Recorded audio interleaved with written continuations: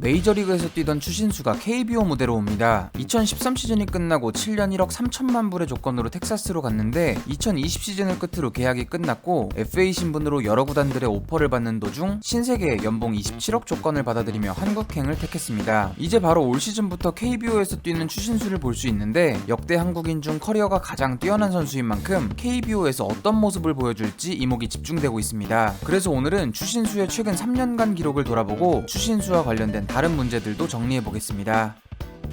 일단 추신수의 메이저리그 커리어는 역대 KBO 모든 용병들 중에서도 1위를 다툽니다. 2000년 삼성에서 뛰었던 훌리오 프랑코와 비교하면 프랑코가 통산 누적 기록에서 추신수보다 뛰어나긴 하지만 통산 OPS나 WRC 플러스에서는 추신수가 앞섭니다. 그런데 통산 기록이 아무리 좋아봤자 최근 폼이 떨어져 있으면 말짱 꽝이기 때문에 최근 3년간의 기록을 살펴보겠습니다. 먼저 바로 직전 시즌에는 메이저리그에서 단축 시즌을 진행한 데다가 추신수가 9월에 주루 도중 손가락 부상을 당하면서 33경기 127타석밖에 소화하지 못했습니다. 그런 면을 감안하면 2020 시즌의 5홈런은 이전 시즌들과 비슷한 정도의 기록이라고 볼 수 있는데 볼넷률과 삼진율은 점점 안 좋아지는 모습입니다. 2018 시즌 볼삼비 0.59에서 2019 시즌에는 0.47을 기록했고 2020 시즌에는 0.39로 더 안 좋아졌습니다. 타율은 2할 6푼대를 기록하다가 2할 3푼 6리로 급격히 낮아졌는데 인플레이 타구의 타율 BABIP를 보면 3할 3푼대의 수치를 기록하다가 역시 지난 시즌 급격하게 낮아졌습니다. 라인 드라이브, 땅볼, 뜬공의 타구 비율을 봤을 때 타격 스타일에 큰 변화가 있었던 건 아니고 지난 시즌은 단순히 밥입신이 외면했던 시즌이지 않나 싶습니다. 이외에도 배럴 타구의 비율이나 타구 속도가 이전 시즌들에 비해 떨어진 게 아니라서 올해 만 39살의 나이지만 에이징 커브가 왔다고는 보이지 않는 기록입니다. 그리고 이 기록들은 메이저리그에서의 성적이기 때문에 사실 바로 올해부터 에이징 커브가 시작된다 하더라도 KBO에서는 충분히 활약하지 않을까 생각합니다. 게다가 문학구장을 쓰는 만큼 30홈런은 충분히 가능할 것 같습니다.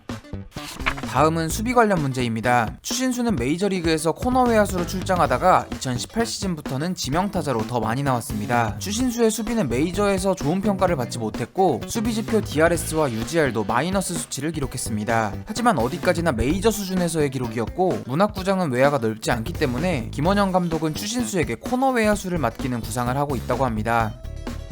다음은 신인왕 가능성입니다. 추신수는 부상고 졸업 후 137만 달러의 시애틀과 계약하며 미국 무대로 떠났고 그렇기 때문에 올 시즌이 KBO에서의 데뷔 시즌입니다. 그럼 추신수가 올 시즌 KBO를 폭격하는 활약을 펼친다면 신인상을 수상할 수 있는가의 문제가 생기는데 추신수는 신인상을 수상할 수 없습니다. KBO 신인상 자격 요건을 보면 해외 프로야구 기구에 소속됐던 선수는 제외한다고 명시돼 있고 송승준이나 서재흥도 같은 원리로 자격이 없었습니다.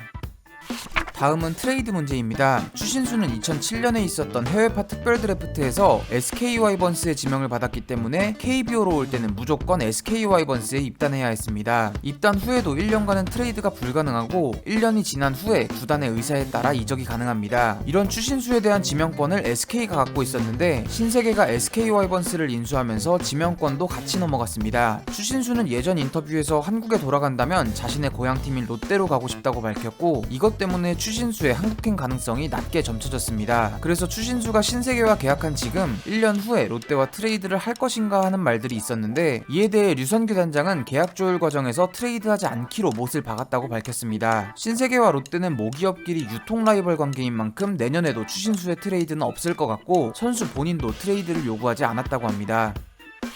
마지막은 음주운전 징계 문제입니다. 추신수는 2011 시즌 중반에 미국에서 음주운전으로 체포됐습니다. 혈중 알코올 농도 0.201%로 한국에서는 운전면허가 취소되는 수치인데 미국에서는 6개월 면허정지 처분과 675달러의 벌금을 선고받았습니다. 메이저리그에서는 음주운전에 대해 리그 차원의 징계가 없어서 당시 추신수는 동료들에게 공개 사과를 하고 사건이 마무리됐습니다. 그리고 이제 추신수가 한국에 오는데 이 음주운전 사건을 가지고 KBO가 징계를 내려야 되는지가 문제입니다. 사실 2011년에 미국에서 있었던 일을 이제 와서 KBO가 징계한다는 게 말이 안 되는 일이라서 추신수를 징계하는 일은 아마 없을 텐데 이런 말이 계속 나오는 건 오승환의 잘못된 선례 때문입니다. 그래서 KBO는 오승환 징계에 대해 실수를 인정하든지 모두 납득할 수 있는 징계 기준을 만들어야 될 것 같습니다. 어쨌든 올 시즌부터 KBO에서 추신수의 모습을 볼 수 있습니다. 언어 장벽 없고 외국인 슬롯 소비 안 하고 한국 문화에 익숙한 특급 실력의 메이저 출신 선수를 영입했는데 추신수가 어떤 모습을 보여줄지 저도 아주 기대됩니다. 더불어 추신수 효과로 프로야구가 더 많은 관심을 받길 기대해 보겠습니다. 오늘 영상은 여기까지입니다. 다음에도 재밌는 영상으로 찾아뵙겠습니다. 지금까지 몽키스패너즈였습니다. 감사합니다.